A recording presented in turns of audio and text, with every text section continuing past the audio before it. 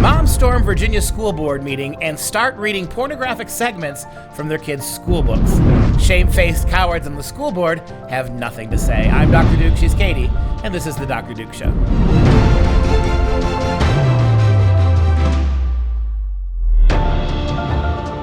Hello, everyone, and welcome to The Dr. Duke Show, the only program that keeps you educated on the craziness impacting K-12 classrooms and college campuses around the world. Today, we head back to Virginia. Virginia is in the running with Minneapolis and Los Angeles and New York for the dumbest school districts anywhere in the country. Virginia, you should be so proud. Today, we return again to Virginia, where a lot of stupid stuff continues to happen in public schools, and parents are finally taking back control. So we've had school board members. This is the very famous Loudoun County. It is one of the biggest counties in all of Virginia. It is one of the biggest counties in the entire country. It is a refuge for all these Washington insider snake people who have built their homes there in Virginia so they can drive into D.C. every day and destroy the country. It is incredibly progressive, and they have billions and billions of dollars to spend on their schools, which they have decided they're going to go all in on critical race theory. So what's happened? Actual literature has been removed from English class, and they're reading instead all of these coming-of-age, new-age critical race theory novels about sex and violence and all sorts of things that no kid that young should be reading. Parents had enough. They burst into the school board meeting. They started reading right back at the school board some of these absolutely embarrassing and pornographic excerpts. Came home early from babysitting and see her coming out of some car in these tight-ass little shorts, talking fast, telling me she's about to leave me. I grab her by the neck and start punching her. She wanted to be all big and bad, trying to face me like a grown-ass woman. She gonna get beat like a grown woman. She started screaming, cursing at me, and carrying on. I threw her in the closet for a couple of days. She kept on screaming, begging to be let out, begging for water. Every time she made too much noise, I'd walk in and kick her. Jasper wasn't even my boyfriend, just this dude I did some hacking with once in a while. He was pretty basic library systems, low security, not in my league at all, but he had a big and sometimes a girl just needs a big. Me and Monday, we did something. We did do something. He took a deep breath. She sucked my I really didn't want it to happen. It just kind of did. Her top lip curled up. She did your homework and you ate her. Is that why you're crying? Because Monday's not around to do your homework no more. You know, and the sad thing about this is that if we play the actual video, then YouTube and Facebook are going to accuse us of promoting violence. So we can't even really give you the full insight about this. This is what just blows me away. That when this kind of stuff is being read in high schools, no one seems to care about it. But if I try to repeat word for word what is said, Facebook will come after me for being the problem. So it's a shocking world. But why in the world would you have that for ninth graders? And look, if what you want to do is sexualize them, why all the violence? I mean, these are books from Black culture, by the way, too, right? So you're reading books that try to share the Black experience. I guarantee you, if it was some white guy who was beating the crap out of his daughter or his girlfriend and dragged her and put her in the closet, she want to come after me like a grown-ass man, I believe was the quote. There would be so many protests about white supremacy, about the evils of white cancel culture. But for some reason, when you got African Americans engaging in this behavior, it's earthy, it's gutsy, it's edgy, right? And yeah, so this is, as you kind of could see, they had the book cover there. It's from the book Monday's Not Coming, and Monday is the name of a character. And basically what happens is Monday is missing, and only Claudia, some character named Claudia, is the one who notices. It was the first day of school, and all of a sudden Monday wasn't there on day 2 or day 3, and Monday isn't supposed to be like this. And then that's also, all what you just heard was also what's in the book. My question for this entire thing, and you just heard exactly what is written in this book, that ninth graders who are 14 years old, maybe turning 15 that year when they read it, why is it that they absolutely can read that, but Shakespeare is bad? Yeah, Shakespeare, why is it Dr. Seuss. Why is it that you can read Monday's Not Coming, but it's all these other books that have nothing to do with any of the language they just used or graphic imagery that they just used? Why is that okay and we can't actually have literature that's been going for literally hundreds of years, not 2 years. This was written in 2018, was Monday's Not Coming. Why? We don't know, but that's just the way it is. And these mothers finally had enough, and they said, you know what, we're going to read it right back to the school board, and not just read back what is actually happening in this book. They have a lawyer involved for a harassment suit. Listen to what the lawyer has to say.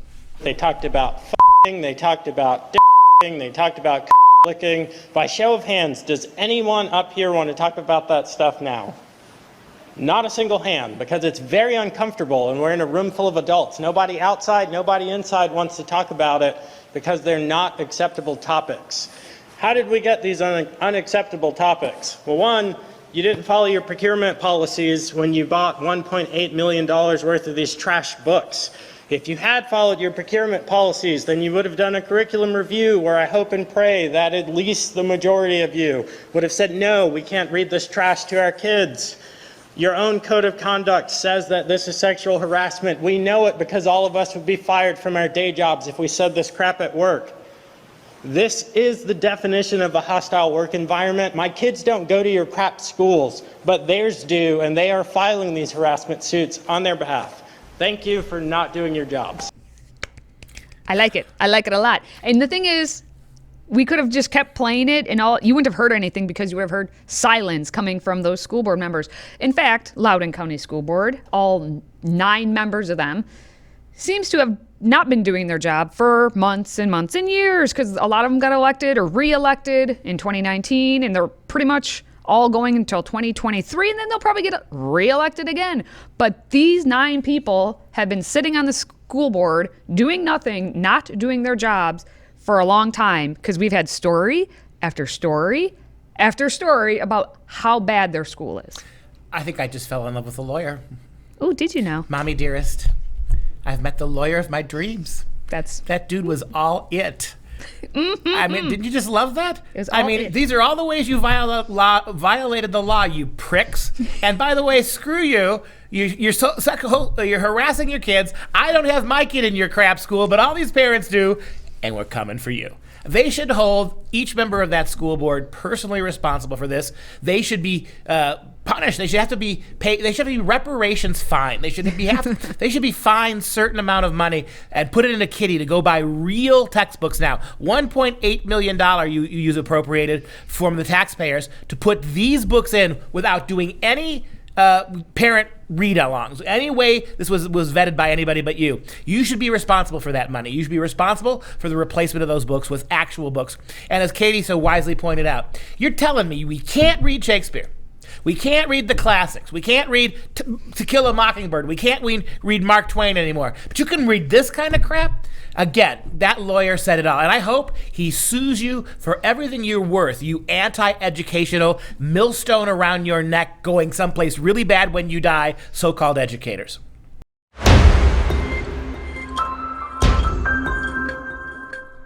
Well, it's going to be Loudoun County forever and for always because, again, Loudoun County is allowing stupidity and asininity in their school district. And we're going to focus this segment now on the critical race theory that they have. But we're going to listen to a black woman on the topic because I'm a whitey.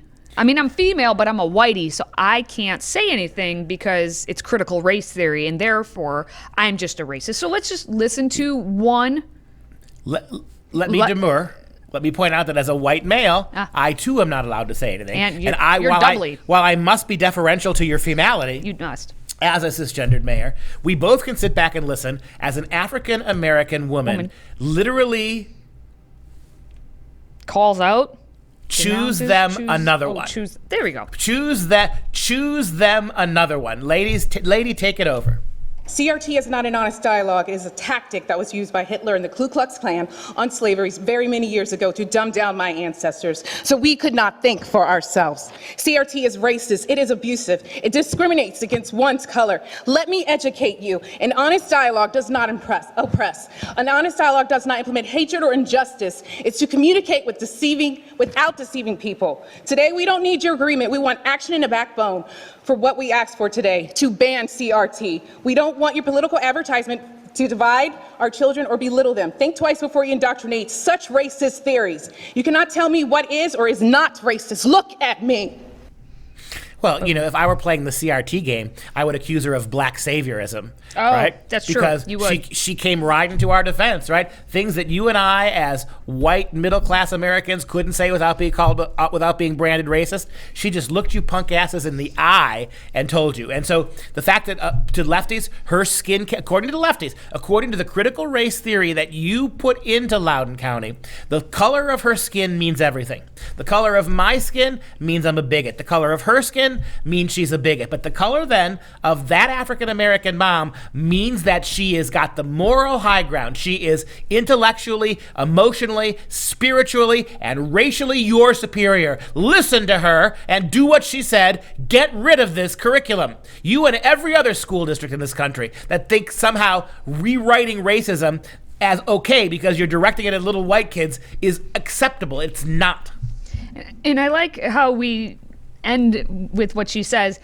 She says, look at me, you can not tell me what is or not is not racist. And right, then you she can't says, tell me. And I don't think we had this in there. She said, I had to come down here today to tell you to your face that we are coming together and we are strong. And she says, this will not be the last meet and greet, respectfully. And what's interesting is her cadence was so quick, and it's quick because they only allowed her to speak for that amount of time. Otherwise, they will, and that's what all these school boards do, call time because they're not really listening to anything you're saying. They're just waiting for that clock to run out. So you have to say your stuff super quick. You have an African-American woman who all of this is, let's face it, much more than any other demographic, this is designed for them. If African-American is the chosen reason. Let's not mistake this. This is not about Latinos. This is not about Latinx. It's not even really about the gays and the homosexuals. This is about one race, your critical race theory. It's about rewriting the history and gerrymandering the game so that African Americans are both at one and the same time exclusively victims who at one and the same time are receiving all of the perks of society. And so when an African American woman comes down there and she looks you in the eye and she tells you this, your first response by your own theory, the theory you're forcing on your kids, should be to shut up, to listen, to shake your head, to immediately do whatever she asks without asking any questions. And if you don't do that, and you didn't do that, then you are guilty of something that you are accusing little white kids, 5, 6, 7-year-old white kids of. You are guilty. And the question is, if little white kids get berated, and get terrible self-image because of this, what punishment do we have for you for ignoring the very person you put this critical race theory in for? And on top of this, let's just remember that this is Loudoun County, and in Loudoun County, they actually have a good people list and a bad people list. And this mom is going to get put on the bad people list because there is a formal group on Facebook, a 624-member private Facebook group that is called Anti-Racist Parents of Loudoun County. And they have in this group named parents, and they've basically named the parents who are not wanting critical race theory, so good parents. They've named them, and they've plotted fundraising efforts and other offline work to get these parents. And destroy them. Yeah. Exactly. And they've found out through research, I guess, that some of these people who've been using pseudonyms are actually basically part of the swamp. They're part of the affluent from DC who are trying to basically get into turning all of Loudoun County into the way they want it to be. And it's actually been some school staff members and, of course, elected officials, because that's what the swamp really is, elected officials. Now, like one last time, throw the picture of that school board up there. And I don't see any African Americans up there. I see a lot of people who there may be some interracial going on there. There may be people who clearly aren't white. Far too many blondes and highlighted. Far too many of what you say is white supremacy. What we had to listen to you all the time about what Karen looks like. You got a Karen sitting on your board. You don't have an African American woman. You've got to fix your house before you can pretend to clean the house of American elementary and middle schools. It is outrageous that with all of your wealth and privilege on that school board and all of the way that you are destroying the minds of young people and their educations, the more you won't listen to a woman like that. And just so everyone's aware, those people represent 94 schools, 84,000 students, 12,000 teachers and staff members, and they are in charge of a $1.3 billion budget. At least 3 white men and at least 3 white women on that committee who turn around then and expose little white children to the worst kind of racial dominoes, the worst kind of racial, it's something like something out of the Manchurian Candidate, what you're doing to these kids. And an African-American woman shows up and sides with suburban white moms against you. Go pick another career for yourself, because the one you've got is about to be over.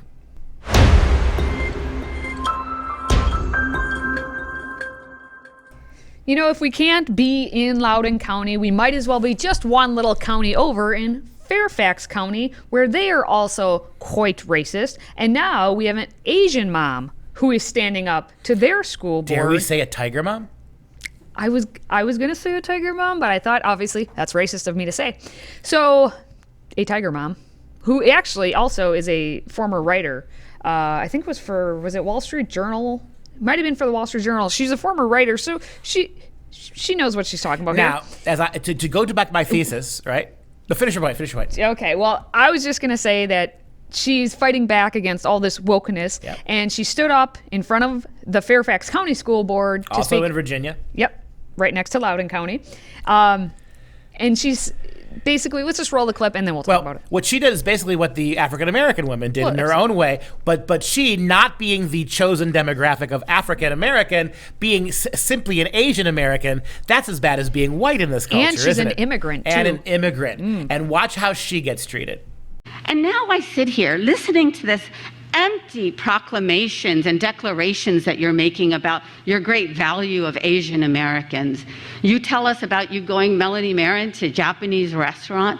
Well, do you know that just a few weeks ago in social emotional learning at TJ, our students were told that if they do salsa dancing, it amounts to cultural appropriation, and that they needed to check their racism, and that is our mostly minority, mostly Asian students. And so your empty proclamations are just that. So that was Asra Nomani. So she is a former Wall Street Journal writer and an immigrant. And so she's talking about how she actually went up in front of the school board. This is not her first time. She went up in front of them back in June, and she spoke to them, and she said at the time that she wanted to know that there are activists at, what is TJ, when she says TJ, Thomas Jefferson High School for Science and Technology, and her son is a senior there. She said that they're talking about the Occupy TJ movement, and that you're getting told by all these activists that it's cultural appropriation for salsa dancing, but the school board is sitting there saying how woke they are and how, hey, I went and ate at a Japanese restaurant. That not cultural appropriation? I mean, how do I had some Japanese food. How do I prove that I am a crusader for Asian rights? I had the teriyaki salmon. And you know what? Was it good? I tipped the Asian waiter. Ordinarily, I tip 15%. But the waiter was Asian, and I gave him 20%. How's that for social justice bona fides, America? You are woke beyond. You're appropriating that culture properly. We love you a long time.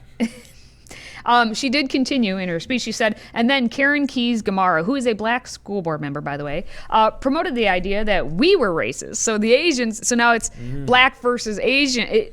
Minorities are fighting. Black activists, the social justice crowd now, we actually did a show on this about a month ago about how Asians get by faking whiteness. Mm-hmm. Literally, the reason Asians are successful is not because they work harder or they try harder or the moms and dads really force the kids to take serious school. No. It's because they want to be part of the white majority. Has nothing to do with hard work. This is what the left-wing activist arm of the African-American struggle for just justice have to say about Asians. And then Nomani critiqued the survey. There was a survey that was sent out by the Leadership Academy, and basically the board paid $50,000 to have this survey sent out. Just listen to what happens to Nomani at the end. And then this survey, it's just a loaded survey. And who is it by? Indeed, New York Leadership Academy. And what has that survey done? They've asked us the questions for the contract. Thank you for your time. That you have now signed. Thank you for your time. That will allow Thank them you to for spend your millions time. of Your dollars. time is up, ma'am. You all Your time need is to up, have ma'am. Your conscience. time has expired. Yes, you Your always time has want to shut us expired. down. Next speaker. Continue to shut Next us down. speaker. Because that's what you love. Please. Yeah, you see Yep. that's what the school board does to people who have something to say, people of color. That's what the school board does. That's the power that these educated, completely unfit their job school board members. This is what they're able to do if they're able to do to that mom, imagine what they're doing in the schools to your kids. And just so everyone knows, that was School Board Chair Riccardi Anderson doing the scolding. And on Fairfax County's school board, they have 13 members. One of them's being a male student that is elected on, but otherwise they have 11 women on that board and one other male. Yep. Those of you who think the rule of women is kinder and gentler, you clearly know nothing. You clearly know nothing about women.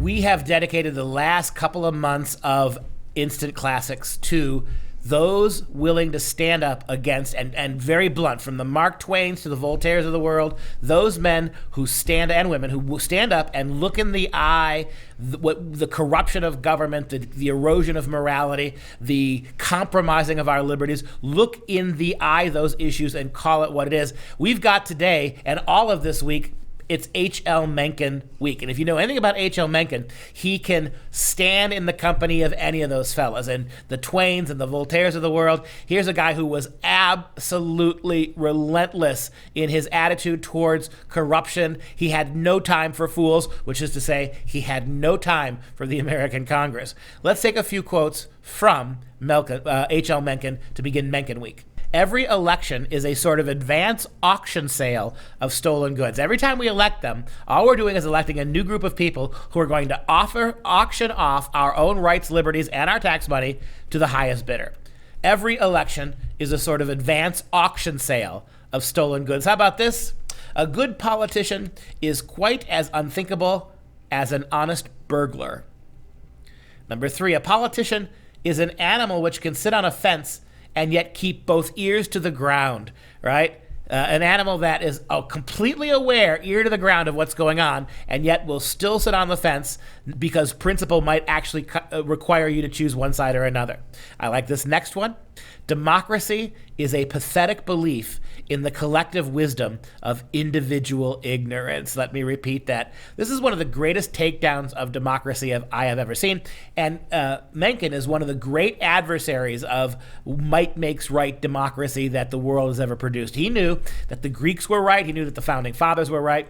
This idea, one vote to one man and let the mob rule, is worse in some ways than anarchy. He says, and I quote, "Democracy is the pathetic belief in the collective wisdom, the wisdom of mobs, putting their faith in the individual of the individuals who make up the mobs," right? This is the problem with democracy.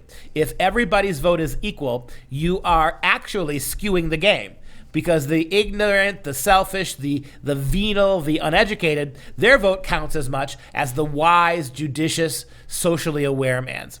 Exactly right. Mencken we're going to have a lot of fun with Mencken all week, but one of those guys that stands up to all the folly, and boy, is America a target for this, of what's going on now.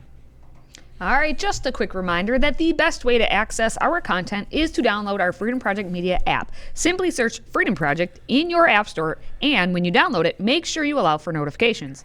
And if you enjoy our content, please consider joining the Patriot Club. Your one-time $99 tax-deductible donation allows us to keep bringing you these stories every day. Simply visit patriotclub.us to get signed up. That's patriotclub.us, and we will ship you, as just a little thank you, our signature tumbler. Before we go, let's show some love to our Patriot Club members. Today, we'd like to give a shout out to Jennifer from San Jacinto, California. Thank you, Jennifer, for supporting us. And that's our show. For Freedom Project, I'm Dr. Duke. She's Katie. Until next time, stay educated, my friends.